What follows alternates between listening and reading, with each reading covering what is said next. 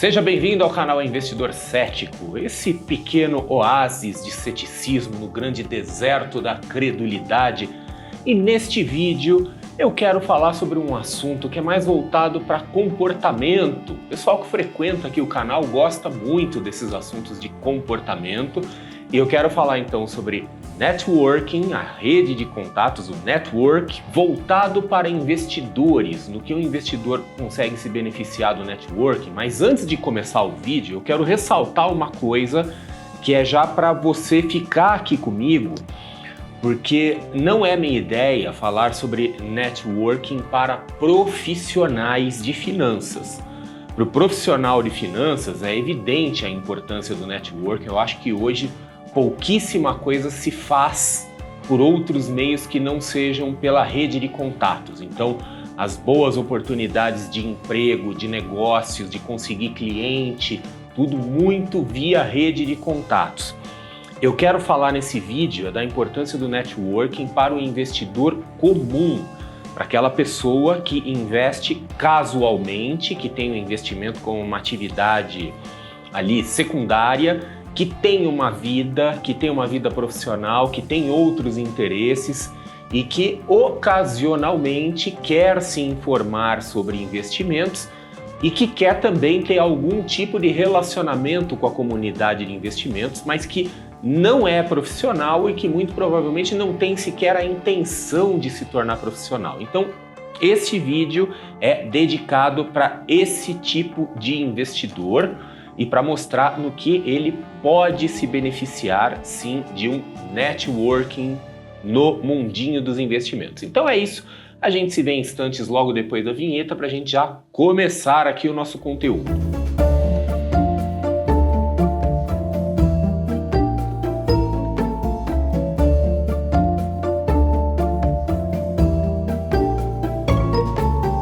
A vida de um investidor comum, típico, tende a ser uma vida solitária.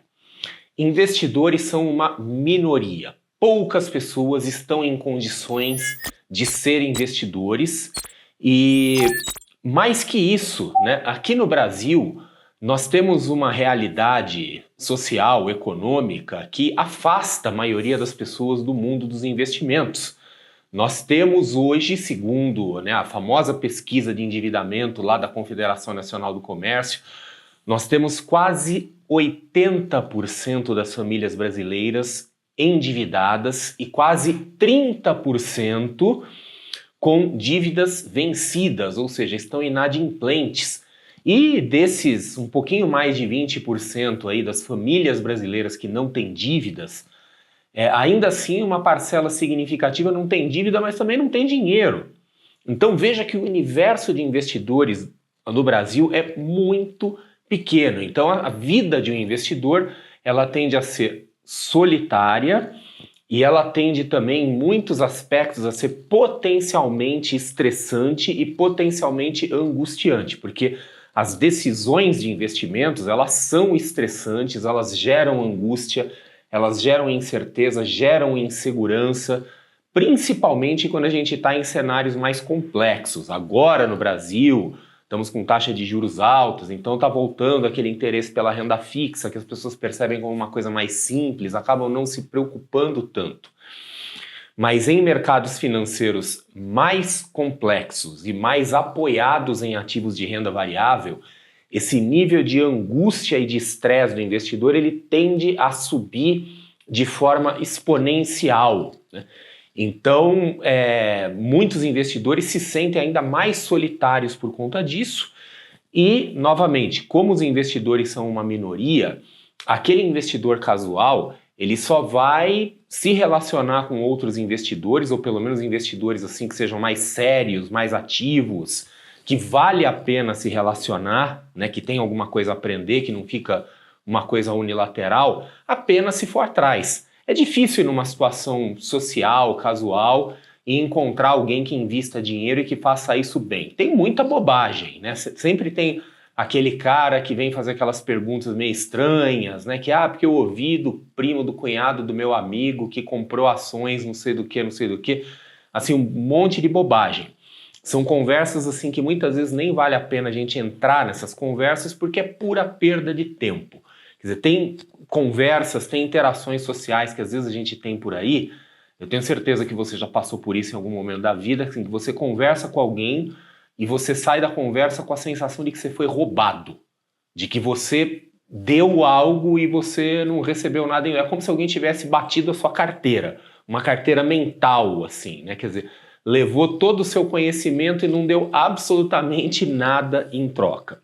Então, a vida do investidor é solitária e lembrando, né, que para uma pessoa ter sucesso como investidora, ela tem alguns pré-requisitos que precisam ser atendidos. O primeiro pré-requisito e mais óbvio de todos é ter dinheiro. E como a gente viu, né, a maior parte das famílias brasileiras está endividada, então presume-se que muitas delas sequer devem ter um patrimônio líquido positivo, e dessas, uma parcela igualmente significativa está inadimplente. Então, pessoas que têm dinheiro sobrando para poder investir, que é o pré-requisito absolutamente básico e elementar para ser um investidor, é uma minoria. Outra coisa que um investidor precisa para ter sucesso é ter uma cabeça boa. É não ficar entrando em loucura, em conversa fiada, em promessas, em pirâmide, em doideira e coisas do gênero, tá? Precisa também ter alguma capacidade cognitiva, porque investir, e investir nas suas várias formas, aqui eu vou colocar desde o investimento mais conservador, mais tranquilo, até aquela coisa mais ativa, né, do sujeito que já começa a entrar meio na área do trading, é uma atividade intelectualmente demandante. Então, né, a pessoa precisa ter aí um pouquinho, né, não estou falando que tem que ser um gênio aí, mas tem que ter uma mínima capacidade cognitiva aí para compreender o mundo dos investimentos. Então, por conta disso, né, veja só, precisa ter grana, precisa ter cabeça boa e precisa ter alguma inteligência, que a gente já excluiu a grande maioria das pessoas, não só do Brasil, do mundo, tá? Então já mostra o quanto que a vida do investidor tende a ser uma vida solitária. Então é interessante que esse investidor casual ele busque formar um network, uma rede de contatos junto com outros investidores que por sua vez também querem a mesma coisa. Os investidores gostam de conviver entre si porque tem várias vantagens em ter esse tipo de convívio. Então, algumas vantagens aqui do networking entre investidores que eu quero pontuar. Uma delas é o acesso a informações. Eu não estou falando de informações privilegiadas, lembrando que investir com base em informações privilegiadas é ilegal, imoral, alguns dizem que engorda também, apesar de que em alguns grupos tem informação privilegiada rodando, mas nós temos com o network um acesso a outro tipo de informação que são insights, às vezes insights pouco convencionais, experiências das pessoas que são importantes, que podem abreviar o nosso caminho de aprendizado, o nosso caminho de desenvolvimento. Às vezes a gente consegue aprender com os erros dos outros, só que os outros têm que estar por perto para nos ensinar sobre esses erros, tá? Podemos, por meio do network, ter recomendações confiáveis de serviços, de profissionais.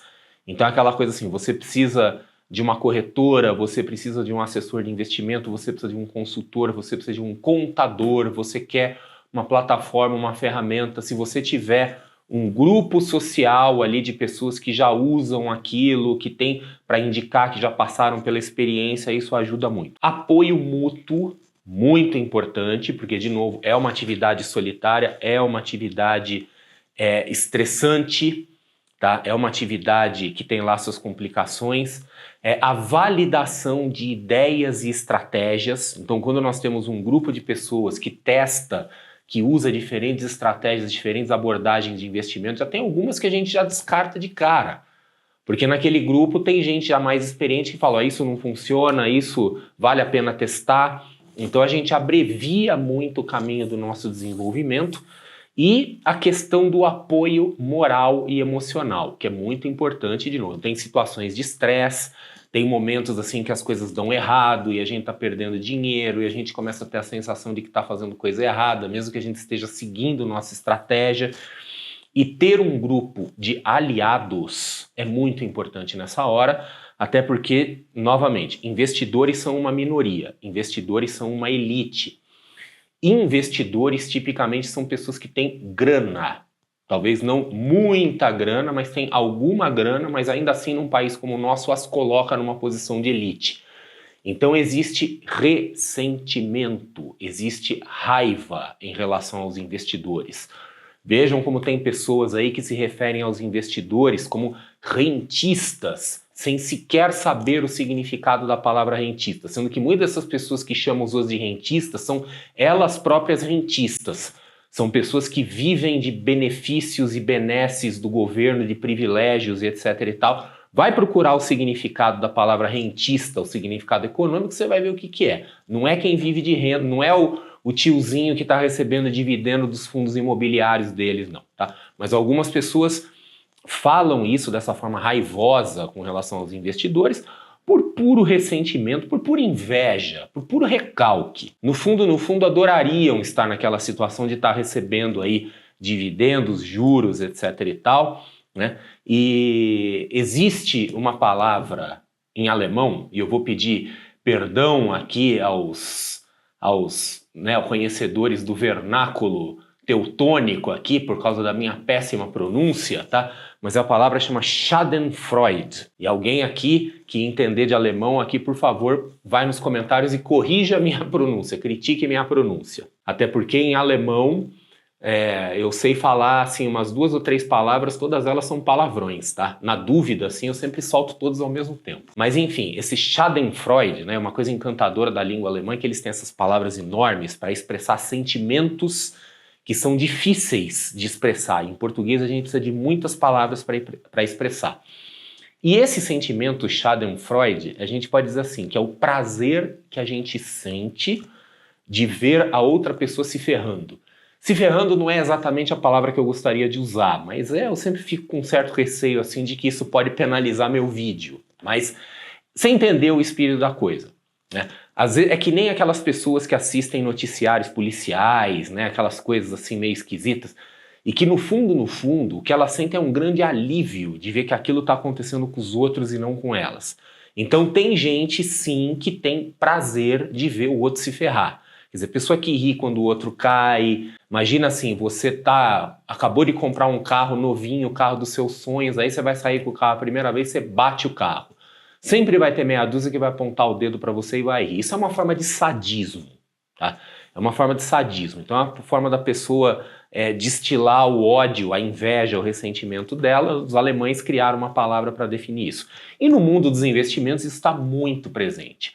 Basta a gente ver nas redes sociais, aí quando acontece, por exemplo, grandes crises, como aconteceu quando teve a fase aguda da pandemia, que às vezes você ia em comunidades de investidores, você via pessoas ali que estavam realmente numa situação de desespero, estavam muito preocupadas, e outras pessoas ali sacaneando, enchendo o saco, dizendo, tô vendido, azar seu, né? Ou dizendo assim, vocês aí que se danem, né? De novo, se danem não é a palavra que eu queria dizer, tá? Mas tem muito isso. O investidor ele é visto como inimigo, ele é visto como vilão, ele não tem uma imagem pública muito boa. Então, quando o investidor está passando por um momento de angústia, quando ele está passando por um momento de estresse, ele não consegue ter muita empatia, muita compaixão das pessoas ao redor dele, porque no fundo as pessoas torcem para ele se ferrar. As pessoas se sentem aliviadas quando falam, ele perdeu dinheiro, perdeu tudo na bolsa. Às vezes as pessoas falam assim até com certo orgulho, do tipo, ainda bem que não foi comigo. Então, isso apenas reforça a importância de que o investidor precisa sim se relacionar com seus pares, pelo menos para poder conversar sobre investimentos, o que ocasionalmente é importante, que por mais que a pessoa não viva de investimentos, mas é uma coisa importante da vida, o dinheiro precisa ser levado a sério, o dinheiro é a nossa liberdade, então a gente não pode tratar o dinheiro de forma negligente, precisamos. E aí, para a gente prosseguir aqui, eu quero falar um pouquinho, né, só para dar um exemplo aqui, quem sabe, para motivar um pouco de coisas que eu já fiz com network, e de novo, como investidor, não necessariamente como profissional. Eu sei que a minha situação é uma situação diferente, tá? Porque eu no mundo dos investimentos, assim, eu sou professor, eu sou analista, eu sou isso, eu sou aquilo, eu sou professor da bolsa. Então, assim, eu não vou dizer aqui que eu sou uma pessoa famosa, mas eu sou uma pessoa saliente, Tá, eu sou uma pessoa que tem alguma relevância no mercado financeiro e é difícil no mercado financeiro alguém me negar 5 minutos se eu pedir. Acontece, mas não é comum. Mas, por exemplo, coisas que eu já fiz, tirar dúvidas diversas, dos mais diversos tipos. Então eu preciso saber de alguma coisa sobre algum investimento, às vezes para meu uso pessoal. As pessoas tendem a esquecer, às vezes, que além da minha atividade profissional, como analista, professor, seja lá o que for aí, eu também sou um investidor, eu também opero meu dinheiro. Tudo bem, eu tenho limitações, né? As limitações de ser um analista, mas eu, dentro das minhas limitações, eu mando ver ali. Então eu tiro dúvidas, eu converso com pessoas, eu converso com outros profissionais, eu sou indicado para outros profissionais para tirar dúvidas, eu acabo tendo acesso a conteúdos, eu não estou falando de conteúdos privados, mas às vezes eu sou direcionado por essas pessoas que eu conheço. Então eu falo, olha, o que você quer saber está aqui, está escrito em tal lugar, está em tal manual, etc e tal. Tenho acesso privilegiado a algumas instituições financeiras. Tudo bem, eu sei que aí de novo assim, eu sou professor da bolsa, isso conta a favor, tá? Mas já teve ocasiões na vida que eu tive problemas assim com corretora, etc e tal, que os canais convencionais não me resolviam e eu conversava com alguém e falava, me bota na cara do gol com a pessoa que resolve. E me colocaram. Isso via network, né? Outra coisa, eu uso profissionalmente e também nos meus investimentos pessoais muitas ferramentas tecnológicas, eu tenho uma orientação mais quantitativa, então eu uso sistemas, eu uso softwares, às vezes eu mesmo desenvolvo códigos, e aqui entre nós que ninguém nos ouça. Como programador eu sou um excelente economista, né? Eu sou um programador assim bem fuleiro, tá? E ocasionalmente eu preciso de ajuda para revisar meus códigos, né? Então eu vou lá, peço ajuda para os universitários, às vezes até alunos meus me ajudam. Falo, pelo amor de Deus, me ajuda aqui, revisa esse código que esse negócio não está funcionando. Então, coisas que muitas vezes eu teria que pagar caro para um profissional, eu consigo, né? Com os mano, com os brode aí, né, na base da camaradagem. Tudo bem, né, sempre tem aí uma certa permuta, alguma coisa assim, a gente se ajuda, né, a coisa é mútua, networking presume que você tem ajuda mútua. Mas, por exemplo, as carteiras quantitativas lá da carteira do investidor, da CDI, que são carteiras geradoras de alfa, né, que geram retornos acima dos seus benchmarks, dos seus índices de referência. Tem aí colegas, alunos que me ajudaram a refinar os códigos que são usados ali, que eu digo, galera, tem o DNA de vocês nesse alfa aí, né? Gratidão aí para vocês, né? Todo mundo que já ajudou tem o seu DNAzinho registrado ali na performance das carteiras, né? Outra coisa, fazer revisão de estratégias, revisão de backtests, ocasionalmente eu peço ajuda para isso, me ajuda demais, né? Operacional. Eu já tive ajuda para fazer, tipo, rolagem de operação com opção, mais de uma vez.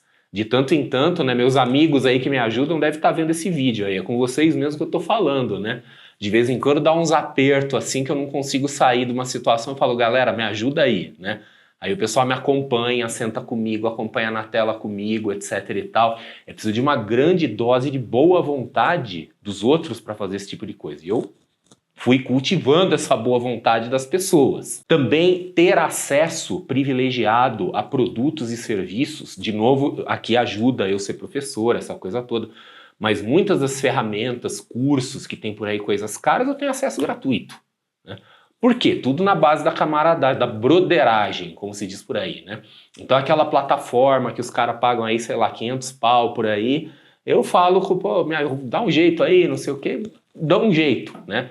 Um curso, alguma coisa às vezes que me interessa, vou lá, falo com o cara, e aí, dá para eu dar uma olhada aí dentro, né?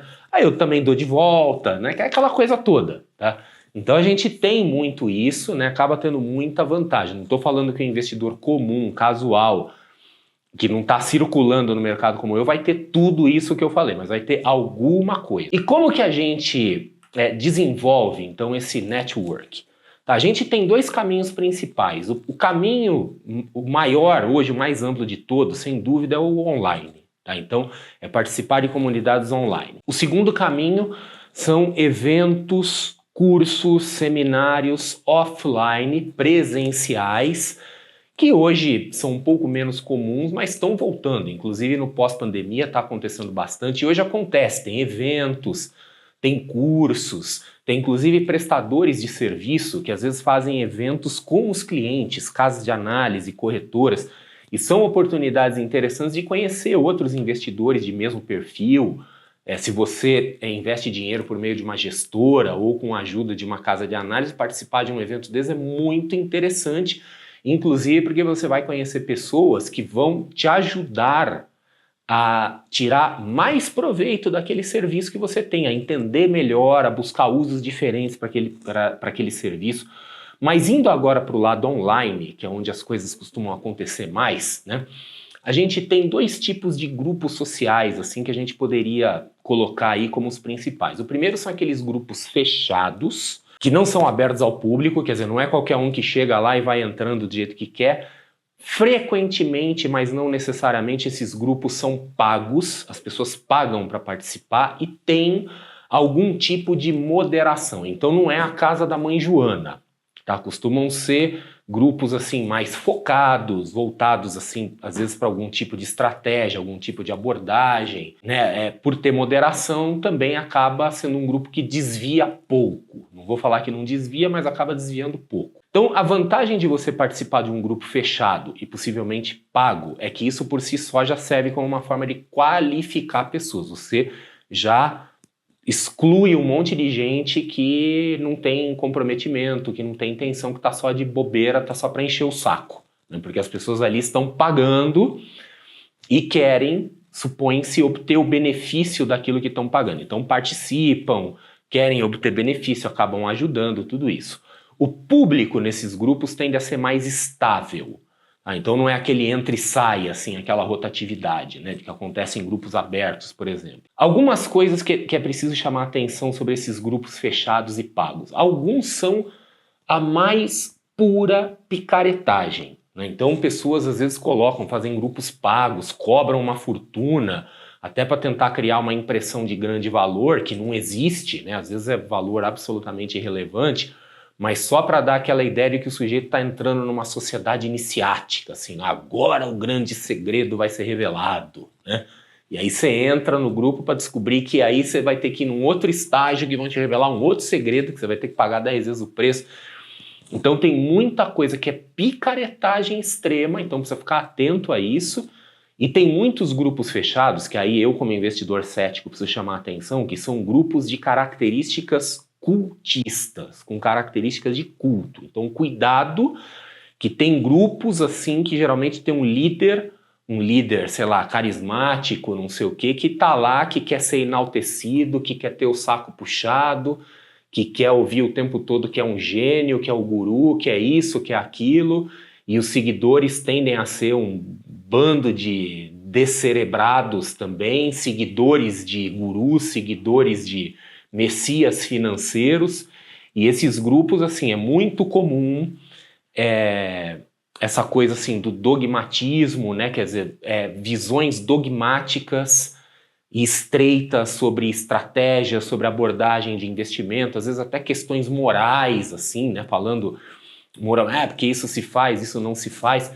Em alguns grupos tem muito essa questão do moral, do posicionamento moral, né, do tipo, nós somos os certos, nós somos os paladinos do mercado, nós somos os corretos, os virtuosos e todos os outros são picareta. Todo picareta diz que picareta é os outros, tá? Então isso, assim, sair dizendo que os outros são picaretas por aí já por si só já é um ponto de atenção, tá? Então nesses grupos muitas vezes você tem líderes que não podem ser questionados de forma alguma, porque aquilo gera uma revolução. Às vezes, até por conta disso, nesses grupos, alguns participantes costumam sofrer tratamento abusivo, né? Xingamento, ridicularização. Você vai lá, fala alguma coisa, as pessoas te sacaneiam, né? Te ridicularizam, o próprio líder do grupo te ridiculariza. E tem gente que gosta disso. Eu tenho dificuldade de entender isso, mas tem gente que gosta de apanhar e paga para apanhar. Eu não sei se a pessoa teve assim a falta de uma figura paterna dando esporro quando era criança. Então hoje, de adulto, a pessoa paga para alguém fazer o papel de pai e dar esporro. Sei lá, né? Cada um é cada um aí, né? Só posso lamentar esse tipo de coisa. Mas então nos grupos fechados você tem a vantagem de que às vezes você tem uma maior qualificação, mas às vezes você pode cair em umas armadilhas. Os grupos abertos são esses grupos assim de rede social que a gente vê nas grandes redes, né? E que qualquer um participa, tipicamente são gratuitos, tem pouca ou nenhuma moderação, entra quem quer, tá? Então é bem poroso, né? O nível por conta disso tende, não necessariamente, mas tende a ser mais baixo, porque tem muito curioso, tem muita gente que entra de bobeira lá, né? Então não tem muito o que fazer, tá? Grande parte das pessoas que está nesses grupos acaba não participando, então às vezes você vê grupo com milhares de pessoas, você vai ver 3 ou 4 ali que participam, né? E às vezes postando as mesmas coisas, falando as mesmas coisas. Tem muita picaretagem dentro desses grupos abertos, muita venda, muito golpe, muita gente oferecendo milagre, porque como tem todo tipo de público e um público de nível bem mais baixo, então ali se faz todo tipo de oferta, todo tipo de golpe. Porém, esses grupos abertos, eles são interessantes para a pessoa que está tendo um primeiro contato, para ver aí alguns conceitos básicos, né? Se bem que em alguns grupos você pode ter tanto conteúdo irrelevante, repetitivo, bobo, ou mesmo mal intencionado, que às vezes acaba afastando essa pessoa. Mas os grupos abertos são uma coisa interessante para a pessoa começar a ter contato, mas em algum momento, dependendo do grau de seriedade, dependendo do grau de comprometimento, a pessoa vai querer ter um grupo um pouco mais restrito e um pouco mais qualificado. E esse é o momento que tem que tomar cuidado para não cair dentro de um culto, né, de uma religião do dinheiro, como tem algumas aí, ou para não cair em algo que seja pura e simples picaretagem descarada. Tá? E como que a gente identifica um network, uma rede de contatos ou pessoas de baixa qualidade? Tá? Aqui é interessante, então, para a gente ver quais são os sinais assim, de baixa qualidade para a gente se afastar.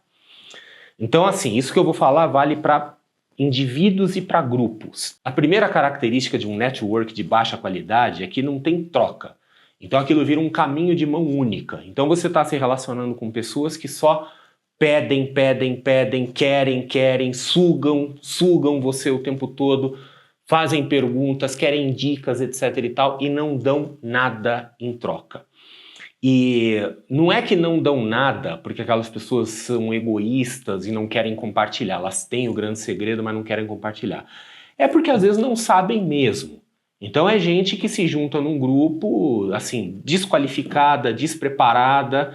Tipicamente essas pessoas elas vão para tentar resolver um problema e quando resolve o problema elas vão embora.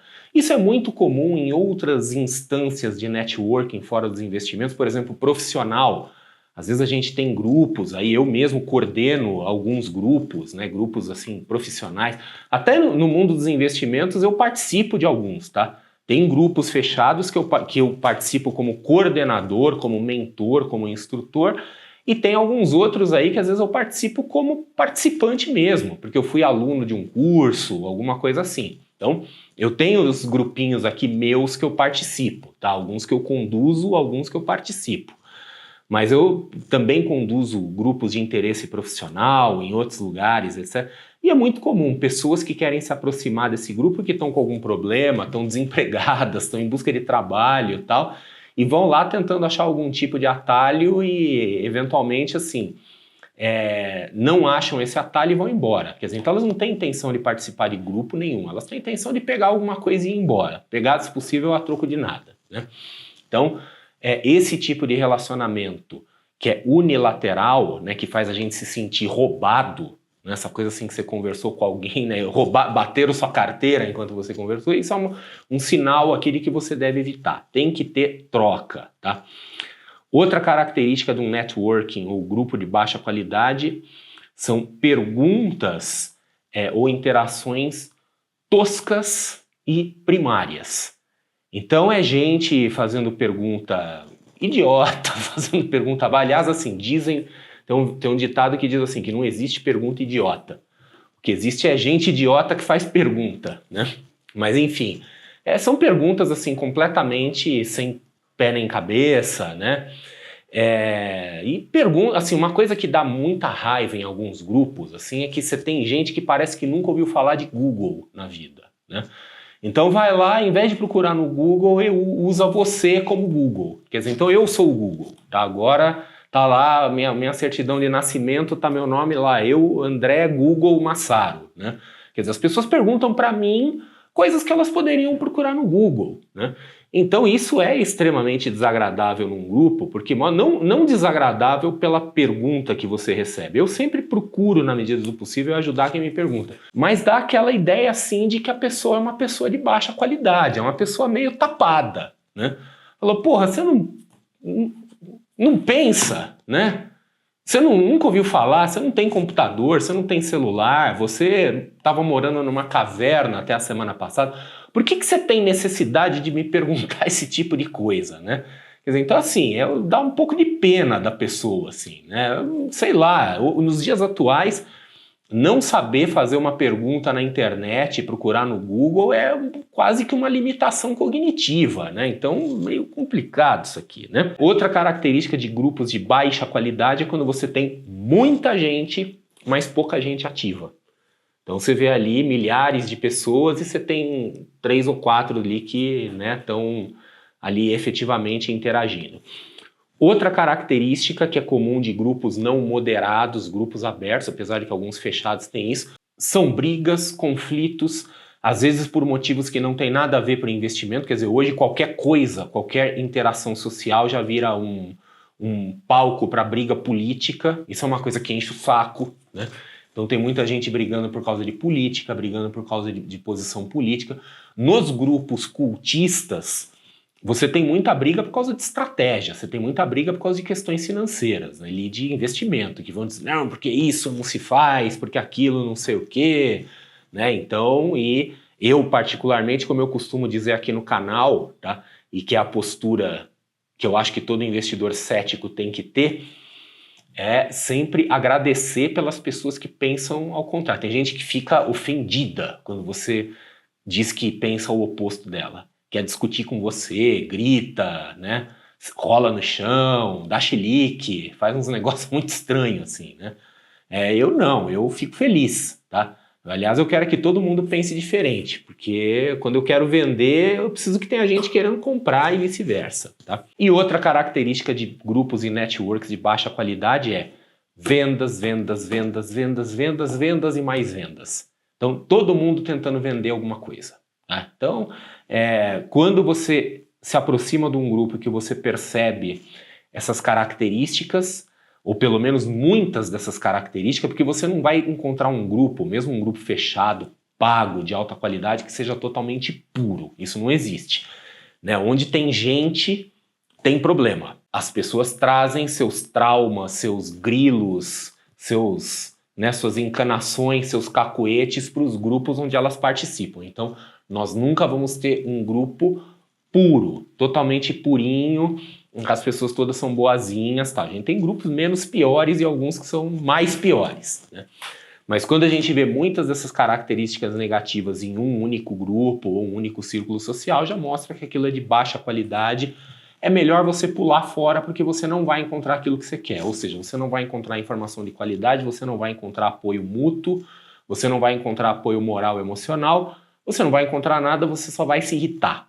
Mas é importante para o investidor, mesmo o investidor casual, né, que ele tenha relacionamento com outros investidores, porque, de novo, né, poucas pessoas investem dinheiro, investidores não costumam ter muitos amigos por aí, não costumam ter muita abertura para falar dos seus investimentos, por conta, como a gente já falou, de ranços, ressentimentos, sentimentos negativos e por aí vai. Então, é pertinente, é importante sim que o investidor individual, típico, não profissional, procure se relacionar com outros investidores, mas é muito importante que esses relacionamentos sejam de boa qualidade para que se consiga ter aquilo que se busca dos relacionamentos. Bom, é isso aí. Espero que você tenha gostado desse vídeo. Quem sabe dar aí alguns insights aí para você fazer aí a sua rede de contatos ou refinar a sua rede de contatos de investidores se você já tem ela. Aproveite o espaço aqui do vídeo para colocar suas sugestões de tema, coisas que você gostaria de ver aqui com o tratamento cético, e a gente se vê num próximo vídeo.